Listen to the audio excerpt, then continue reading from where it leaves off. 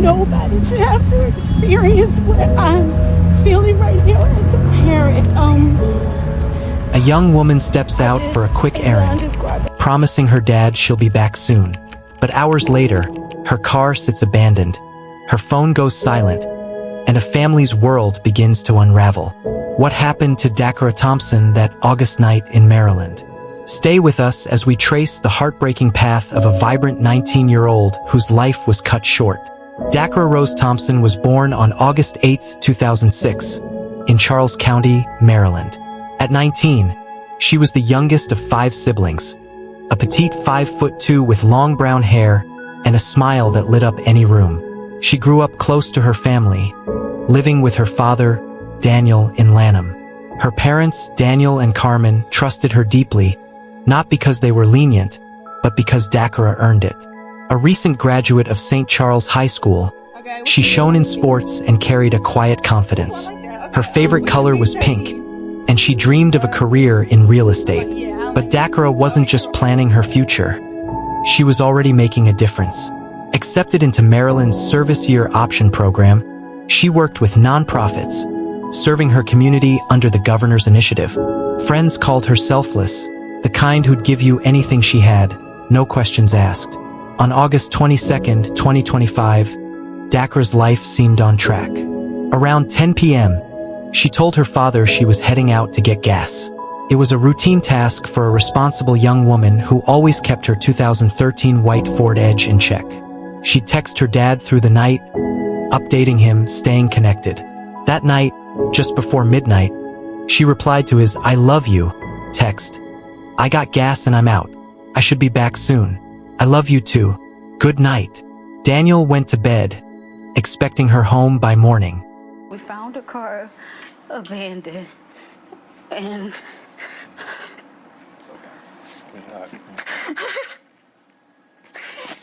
we found her belongings in. But when Saturday arrived, Dacara wasn't there. Her phone went straight to voicemail. Texts went unanswered. For a daughter who always checked in, this silence was alarming. Daniel and Carmen didn't wait. They tried tracking her phone, but its location services were off. The last ping placed her at Jasmine Terrace and Riggs Road in Hyattsville, nowhere near her usual gas stations or routes. Daniel raced to the spot and found her car parked the wrong way in front of a fire hydrant. Her purse, credit cards, debit cards, and $60 in cash sat untouched inside. Only her phone and keys were missing. It looked like she planned to be right back. But she wasn't. Daniel called the police, hoping for urgency. Instead, officers suggested he move the car to avoid a tow. No evidence was collected, no scene secured. Frustrated, Carmen stayed at the spot for 48 hours, watching, waiting for any sign of her daughter. Nothing. The Thompsons took matters into their own hands. They printed flyers, rallied volunteers, and knocked on doors. A neighbor's Ring camera offered the first clue. Footage of Dacara parking her car at 1:30 a.m., 3.5 hours after leaving home. She walked away, alone, toward an unknown destination. The family shared the video, hoping for answers, but it only raised questions. Where had she been? Why was she in Hyattsville? The community joined the search, holding prayer vigils, spreading the word. Dacara's story struck a chord. Her kindness, her potential, her life touched everyone who heard it. Then more footage emerged. At 3 a.m., cameras near University Boulevard caught Dacara approaching a black 2007 GMC Yukon Denali across from Galaxy nightclub. She spoke briefly at the driver's window, then got into the passenger seat. That moment changed everything. The vehicle belonged to Hugo Hernandez-Mendez, a 35-year-old landscaper from Bowie.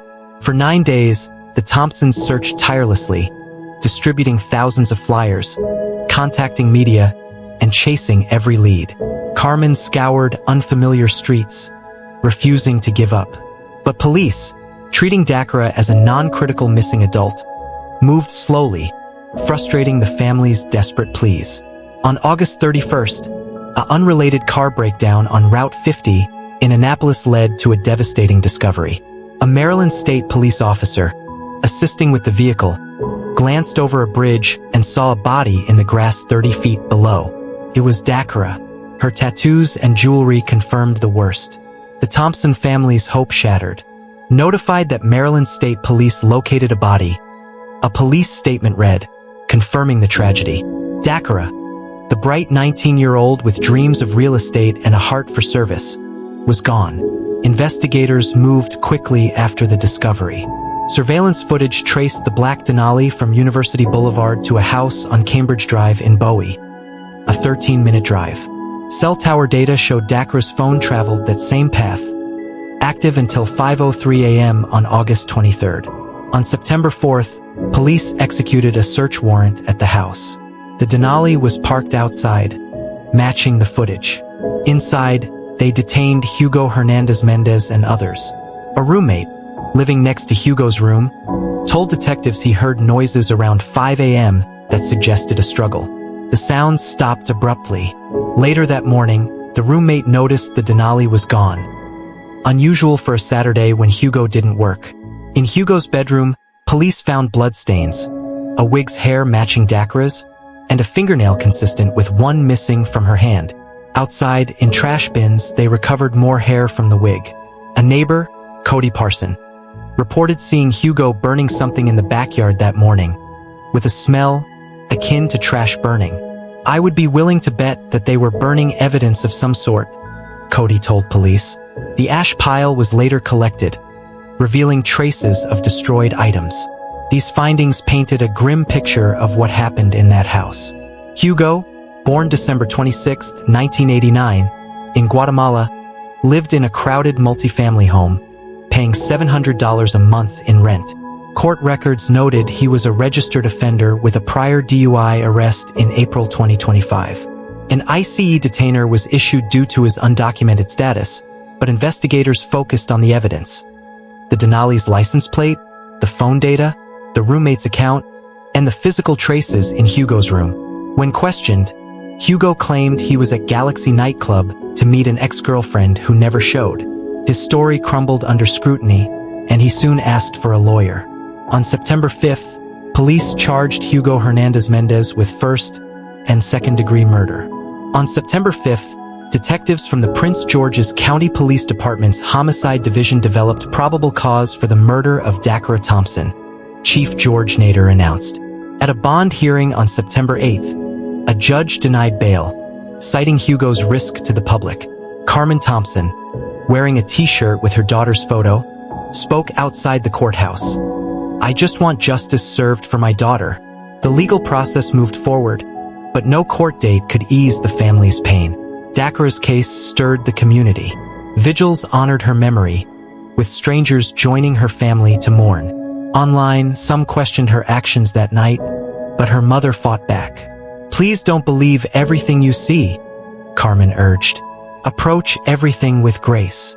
Friends defended Dacara's character, describing her as a free spirit and a kind young lady who served others.